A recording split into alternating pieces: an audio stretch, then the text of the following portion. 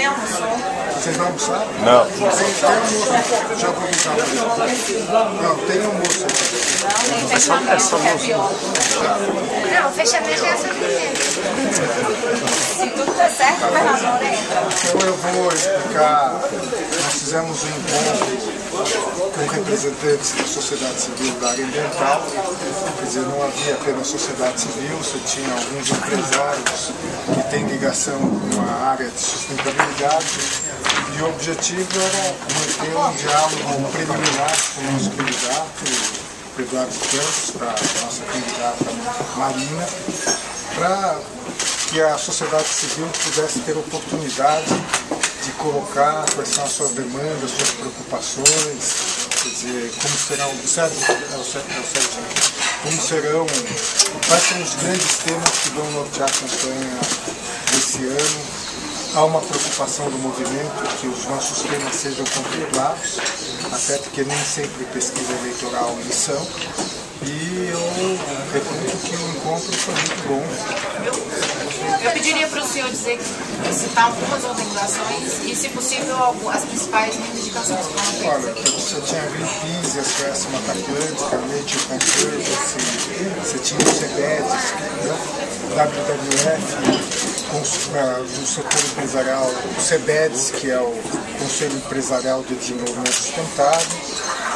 E, quer dizer, estava muito representativo. E personalidades importantes, como o Carlos Rittel, que representa o Observatório do Clima, que representa 30 ONGs, quer dizer, então estava muito representativo. Personalidades, estava o Gilvan Meira, que é uma das 5 principais personalidades na área do clima no mundo, foi vice-presidente do PCC, Painel Intergovernamental de Mudança do Clima, o Clóvis, que está lá, que é do Paraná, veio gente de Minas Gerais, o André Ferretti, enfim. E o tema era exatamente como serão tratados os temas de sustentabilidade na agenda da campanha, como esses candidatos, o Eduardo e a Marina, estão vendo esses temas. E o resultado foi muito bom, tanto que são 5h20, né? Começou, a Marina chegou 1h da tarde, o Eduardo chegou um pouco depois, e realmente foi um diálogo muito proveitoso. É possível fazer uma comparação, vocês já receberam o Aéreo, o que foi falado pelo candidato da presidência e também se vocês pretendem chamar para ele? Não, na verdade não dá para comparar, porque quer dizer, é a sociedade civil que vai analisar. O que houve com clareza claramente uma disposição de diálogo, de um estilo de governar, de se conversar com a sociedade muito grande. E a partir dessa semana, já falei com a ministra Isabela, nós estamos convidando do mesmo jeito a presidenta Dilma, se ela quiser falar com a sociedade civil, para que ela tenha essa oportunidade. Quer dizer, e aí há uma ideia do movimento de criar uma plataforma para os candidatos, e até a Marina assinalou a importância, não é, Sérgio, que seja colocado uma especificidade que permita assinalar as diferenças dos candidatos, que o papel aceita tudo. Aqui o Sérgio Xavier, não sei se vocês conhecem, é o secretário de Meio Ambiente do Pernambuco, é um ambientalista de longa data que organizou esse evento, o deputado Alfredo Serquis. Quer dizer, agora, a impressão foi excelente. Estou querendo dizer que se não fosse o porte, até porque o pessoal aqui da casa, os anfitriões estão desde o meio-dia, nós teríamos jantado também aqui.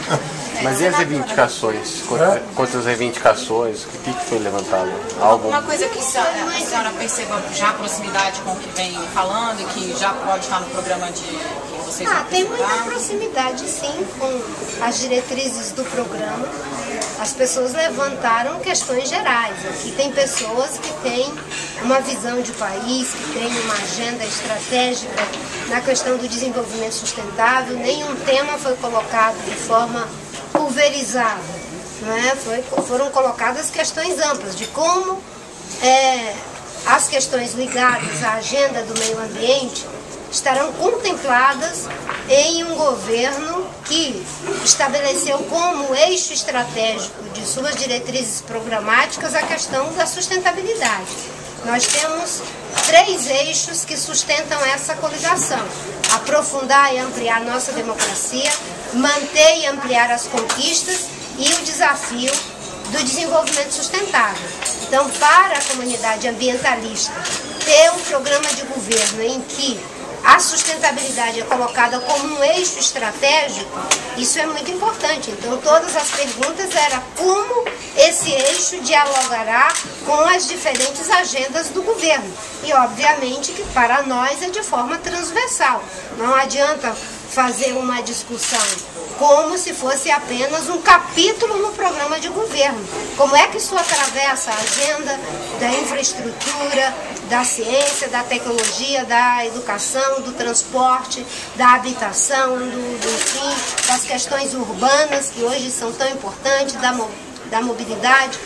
Como que as prioridades, não é, do desenvolvimento sustentável são percebidas, não de forma equivocada, como se fosse uma agenda do verde pelo verde, mas como uma agenda de desenvolvimento que é o que faz parte dessa cultura aqui.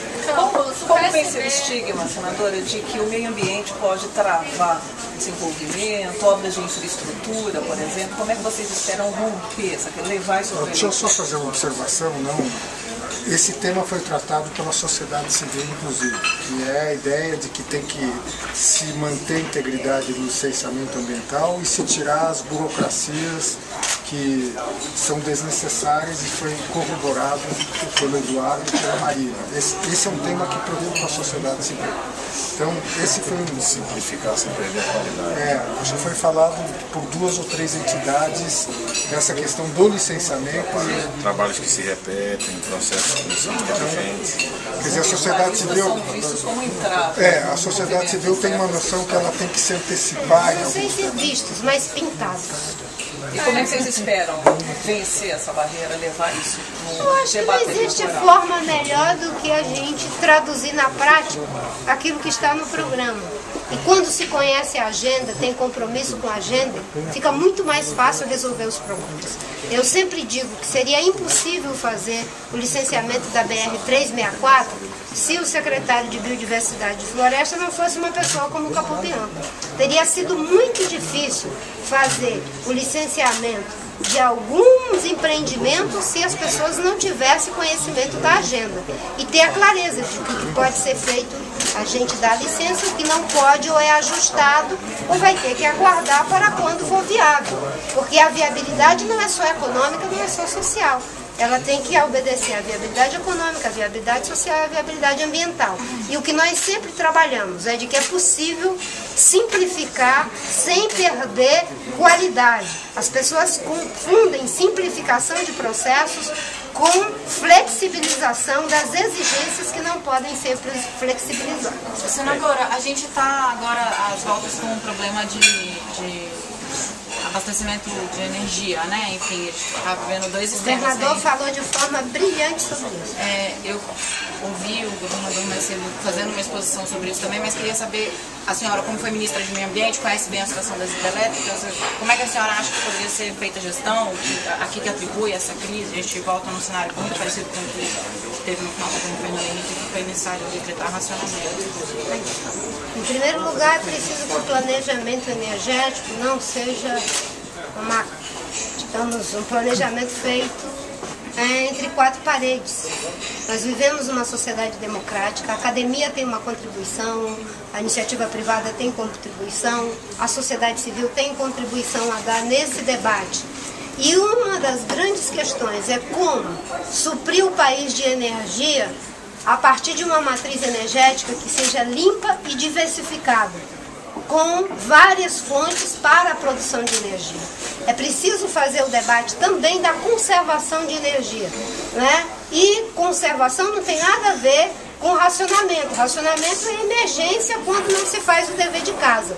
Mas combinar uma agenda de conservação de energia pela eficiência energética, e eficiência energética, inclusive pela geração distribuída, em que hoje nós perdemos quase 30% da energia que produzimos em função da distância, porque tem que ter os leões e se perde muito dessa energia que é gerada de forma, eu diria, desnecessária quando você tem fontes que são mais próximas. O estado de Pernambuco, agora o governador estava dizendo a quantidade dos investimentos que eles estão fazendo para a geração de energia solar, que são impressionantes. Nós temos a fonte de geração de energia eólica, de biomassa, de energia solar, de hidroeletricidade. A combinação dessas várias fontes, elas podem suprir o nosso país de energia e evitar esse vexame que temos aí. Agora, nós temos uma situação em que o Conselho Nacional de Política Energética, desde 2002, tem um representante da sociedade civil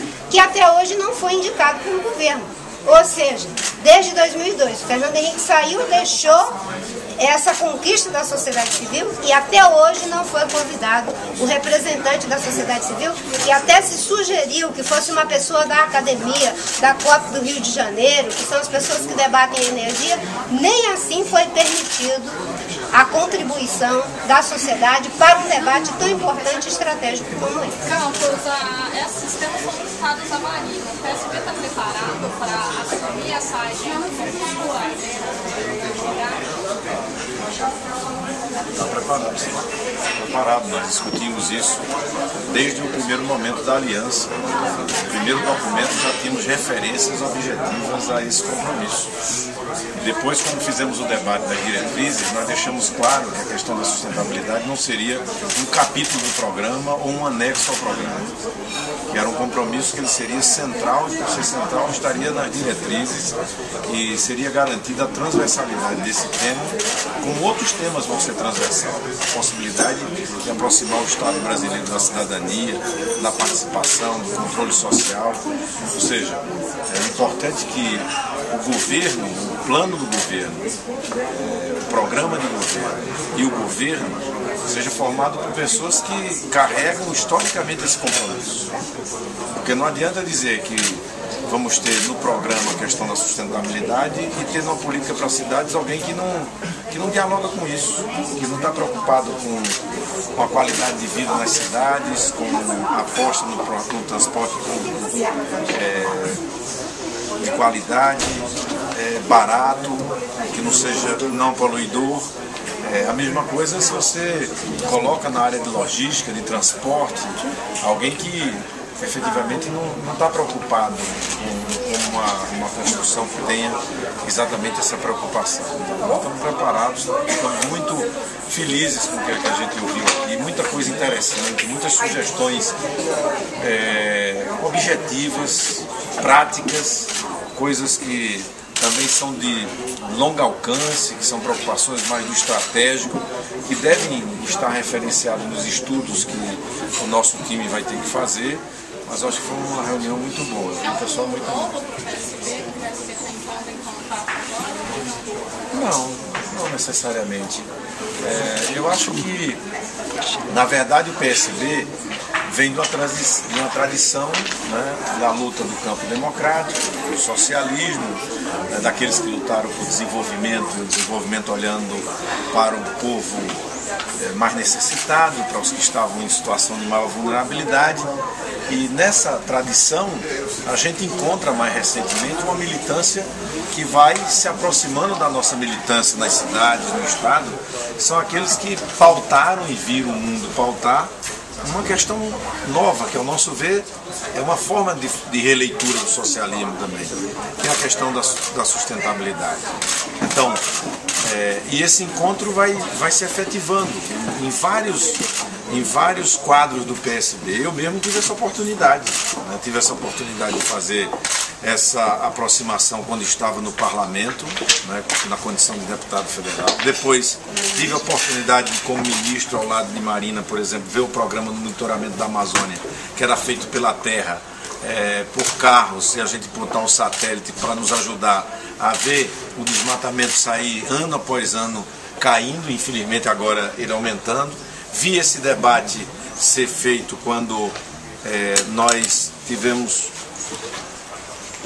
a oportunidade de discutir mudanças climáticas. O MCT tinha um papel importante, fiquei feliz aqui de reencontrar hoje o Ivan. e depois no governo, no nosso primeiro mandato, depois de reeleito eu disputei a eleição com o Sérgio. Nós incorporamos uma pauta objetiva, programática, entregue à imprensa, por escrito, que foi incorporado ao planejamento do nosso governo e nós demos conta de fazê-lo. Então, eu acho que a gente aqui, claro, a gente tem em processo uma aproximação também acontecendo em muitos estados, né? Em muitos estados está acontecendo para discutir o futuro dos estados e nós saudamos isso. Esse é um belo encontro, né? Um encontro em que a gente vê que não é incompatível discutir desenvolvimento social e sustentabilidade, pelo contrário, é fundamental e é necessário, é estratégico fazer esse encontro, vamos fazê-lo com alegria.